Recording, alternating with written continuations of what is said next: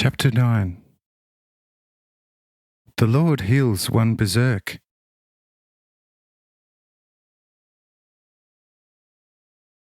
Shortly thereafter, a large crowd of residents come from town, announcing that a person has gone berserk. I ask them what I should do with the raging one. The residents say, "We know that you are a wonder physician, since the Pharisees told us today how through your mere will you made old Joseph's household completely well, and that you are more than the familiar carpenter Jesus. And so we beg you, as our well-known compatriot, to make this raving one well again." I ask, "How did he actually become rabid?" Say the residents, "Indeed, beloved master, this he got from a mad dog that bit him, and it is a terribly dangerous evil, which has not been capable of healing by any physician to date.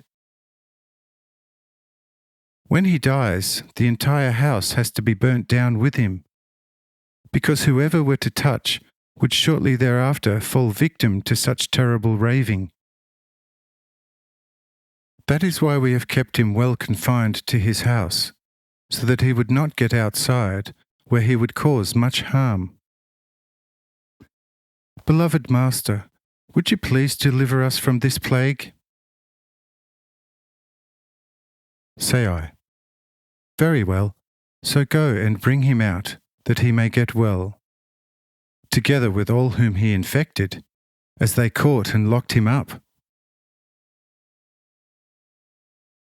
Say the residents, "Oh, master, who is going to escort him out? Whoever touches him is as good as terrifyingly dead." Say I, "If you don't believe and have no trust, I can help neither him nor yourselves." Say the residents, "Master, were you not able to help Joseph's household, which was overtaken by similar evil, without the sick having to be brought out?"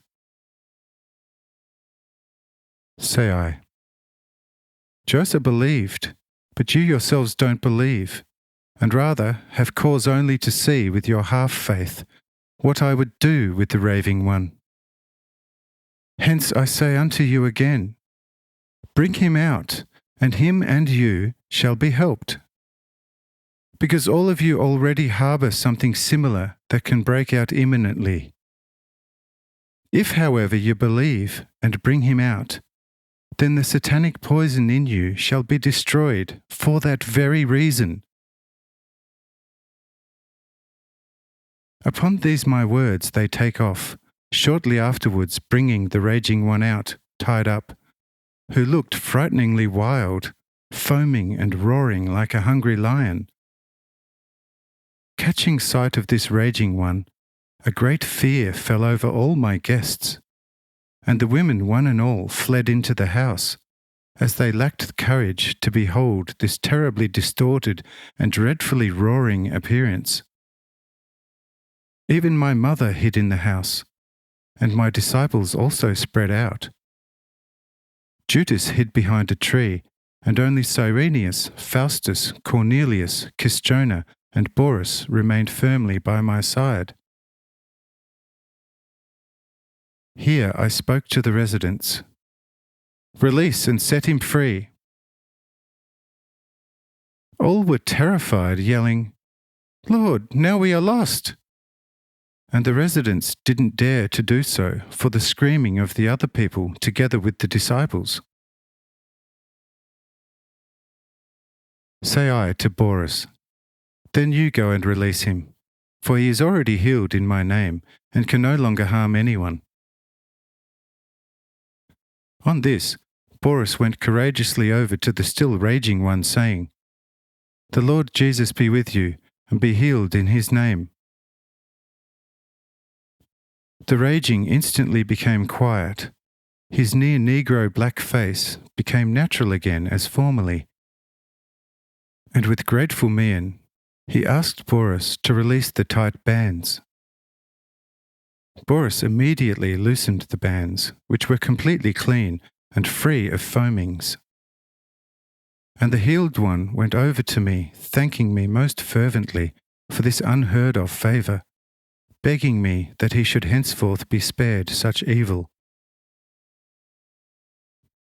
I said to him, "You and all the others who through you would unquestionably have lapsed into your evil, you are now completely healed. But be friends of people and not of dogs in future. Rather take children of poor parents into your homes, instead of useless and dangerous dogs, and you shall not ever be overcome by the most evil raving, which originates with the satanic poison that the dogs carry." In response to these words, all promised to destroy their dogs this day, and not keep such animals in future. But some of feeble faith nevertheless ask me whether they really now are delivered completely from this evil, and whether same shall never befall them again. Say I, "O ye of little faith! Do you not see that he whom you brought has become completely well? If he was helped, then surely you will have been helped as well, since you had nearly befallen by such raving. If I can call the dead from the grave, then such evils surely shall not exceed death itself. Time shall prove to you that you are fully healed, but now depart to your dwellings in peace.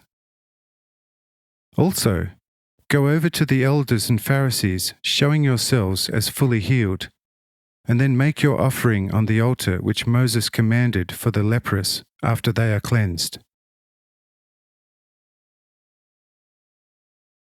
Thereupon they all thank me most fervently, asking me how they can return such exceedingly great favour.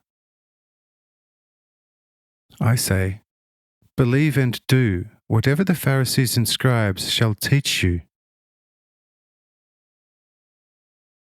With these words they start off on their return, reassured, telling the Pharisees all that had taken place here, making an abundant offering for it. The Pharisees, not having heard of this enraged one before, begin to be exceedingly astonished, saying, "Verily, this is a healing possible only to God Himself. Such has not been heard in Israel before. Verily, this person does things which none of the very greatest prophets ever did. There is no sickness that He is not capable of healing, and no dead in the grave that He is not able to call back to life. Is not this a man such as the earth has never carried before? Go home now, and come back tomorrow, and we intend to deal more about it with you."